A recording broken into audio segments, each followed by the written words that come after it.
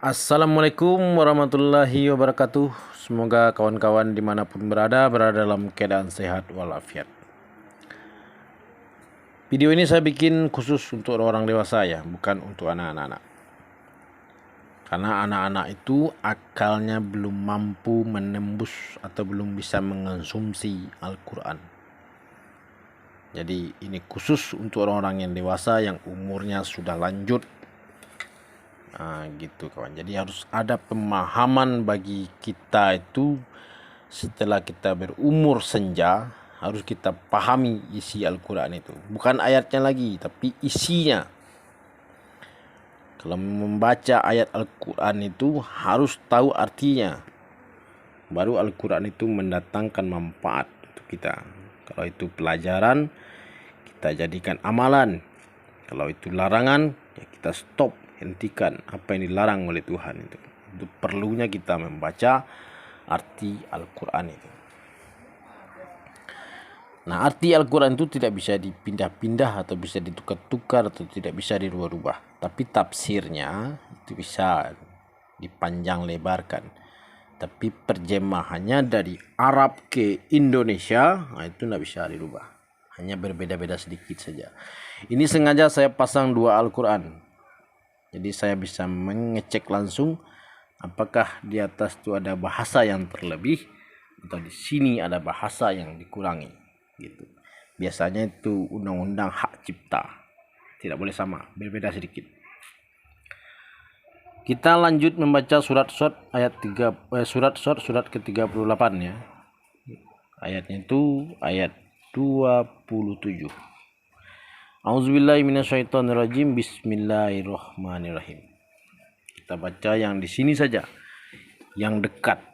Kalau yang sana agak jauh nih, nggak begitu kelihatan. Sini saja.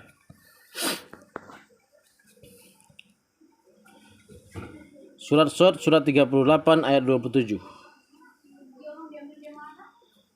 Allah mengatakan, kami tidak menciptakan langit dan bumi dan apa yang ada di antara keduanya itu dengan sia-sia.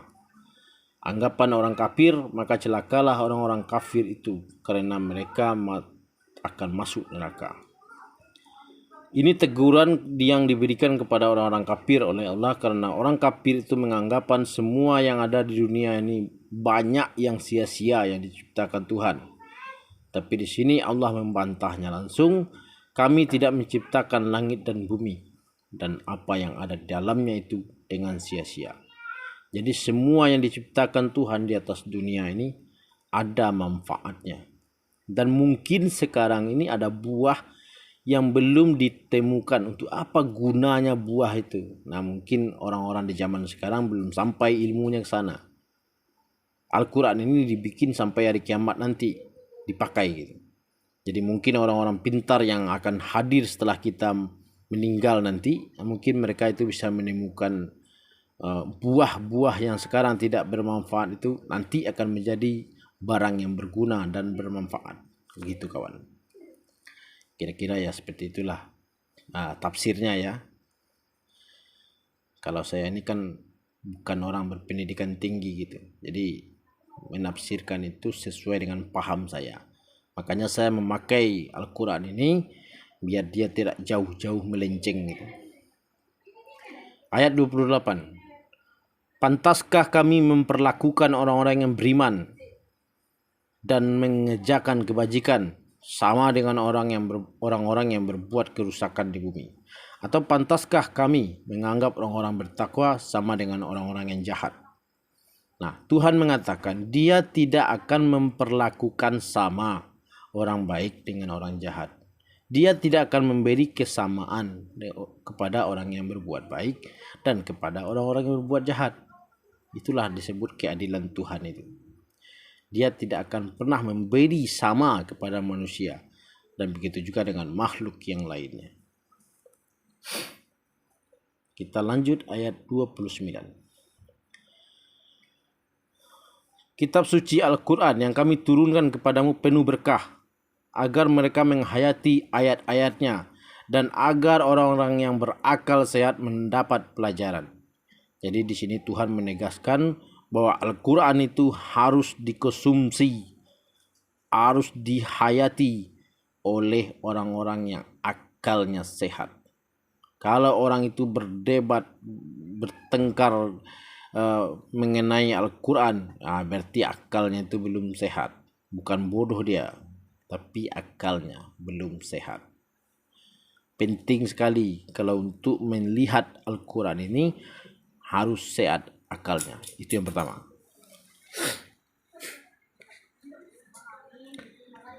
Kita baca ayat yang ke-30. Dan kepada Daud kami karuniakan anak bernama Sulaiman. Nah, dia adalah sebaik-baik hamba. Sungguh dia sangat taat kepada Allah. Nah, di sini saya ceritakan sedikit. Nabi Daud ini dinobatkan adalah hamba terbaik di atas dunia. Mulai dunia ini ada sampai dunia ini kiamat, Nabi Daud itu adalah hamba Allah yang terbaik. Best is the best. Yang terbaik dari yang baik. Dan dia mempunyai seorang putra laki-laki bernama Sulaiman. Dan Sulaiman ini dulunya terusir ke dalam hutan karena dia tidak bisa menerima pelajaran dari manusia. Dan akhirnya Nabi Daud ini menyuruh Nabi Sulaiman itu untuk belajar kepada binatang. Dia pergi ke hutan. Nabi Daud mengatakan, kalau kamu tidak bisa manusia mengajari kamu lagi, maka pergilah ke hutan sana, belajar sama binatang. Itu kata Nabi Daud. Nah, karena Sulaiman ini memahami bahwa bapaknya itu adalah seorang nabi dan juga seorang rasul, maka dia pergilah ke hutan. Dan di hutan itulah Nabi Daud itu belajar ilmu dan meminta ilmu kepada Allah supaya dia mengerti bahasa hewan. Sampai kemudian semua hewan itu berkawan dengan Nabi Sulaiman. Nah, boleh dikatakan kalau di dalam film-film sekarang Tarzan gitu. Tarzan Islam. Nah, itulah hebatnya Nabi Sulaiman itu. Dia mendapatkan ilham dari Allah. Dia bisa berbicara dengan seluruh binatang. Bahkan dengan semut yang kecil sekalipun. Maka ada orang yang menjuluki bahwa Nabi Sulaiman itu adalah nabinya hewan. Nabinya para hewan. Dia memerintah hewan. Sampai kemudian dia mendapatkan ilmu lagi. Dia kemudian bisa menundukkan jin. Setelah dia memperistri Ratu Balkis. Kita lanjut ke ayat 31. Kisah Nabi Sulaiman ini bisa dibaca di kisah 25 Nabi dan Rasul. Kalau di dalam Al-Quran itu tidak ditemukan. Yang saya ceritakan tadi. Itu adanya di kisah di kisah para nabi dan rasul. Nah, bagi kawan-kawan yang ingin membacanya silakan dibeli bukunya, itu tebal itu. Karangan Ibnu Katsir. Kita lanjut ke ayat 31. Ingatlah ketika pada suatu sore dipertunjukkan kepada Nabi Sulaiman maksudnya ya, kuda-kuda yang jinak tetapi sangat cepat larinya. Jadi diberikan Tuhan Nabi Sulaiman ini hewan peliharaan kuda jinak, cakap dan larinya sangat cepat. Dan yang lebih canggih lagi, kuda ini bisa terbang. Namanya Pegasus kalau nggak salah ya. Nah, Pegasus kuda yang bisa terbang seperti elang atau seperti burung. Dan kuda-kuda ini kemudian diternak oleh Nabi Sulaiman sampai dia kemudian menjadi banyak dan kemudian dijual kepada pejabat-pejabat tinggi. Dan kemudian Nabi Sulaiman itu menjadi kaya dengan hasil penjualan kuda-kuda terbangnya itu. Maka di sekarang ini ada cat itu yang tulisannya cat kuda terbang. Itu gambarnya kuda Pegasus yang ada sayap. Nah, itu kuda yang dimiliki oleh Nabi Sulaiman. Tidak ada nabi lain yang memiliki kuda itu. Ayat 32. Maka dia berkata, sesungguhnya aku menyukai segala yang baik. Kuda maksudnya ya. Yang membuat aku ingat akan kebesaran Tuhanku sampai matahari terbenam.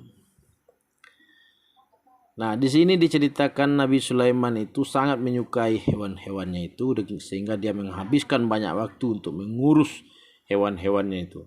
Selain hewannya itu jinak, bisa terbang, dia bisa berbicara kepada Nabi Sulaiman dan kemudian dia bisa menjualnya dengan harga yang tinggi sehingga dia bisa menjadi orang yang terkaya nomor 1 di dunia. Tidak ada orang yang akan melebihi kekayaan Nabi Sulaiman sampai hari kiamat. Itu janji Tuhan. Ayat 33.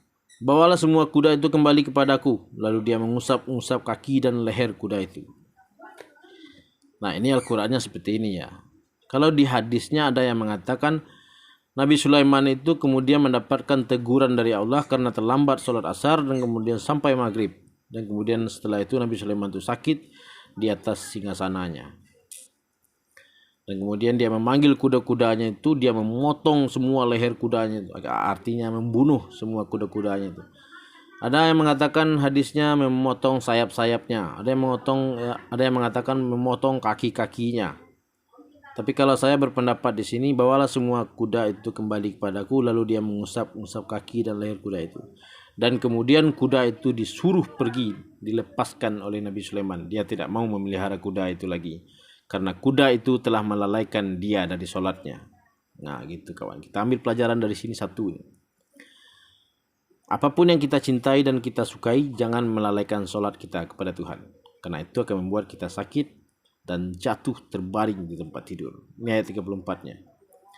Dan sungguh kami telah menguji Sulaiman dan kami jadikan dia tergeletak di atas kursinya sebagai tubuh yang lemah karena sakit. Kemudian dia bertobat.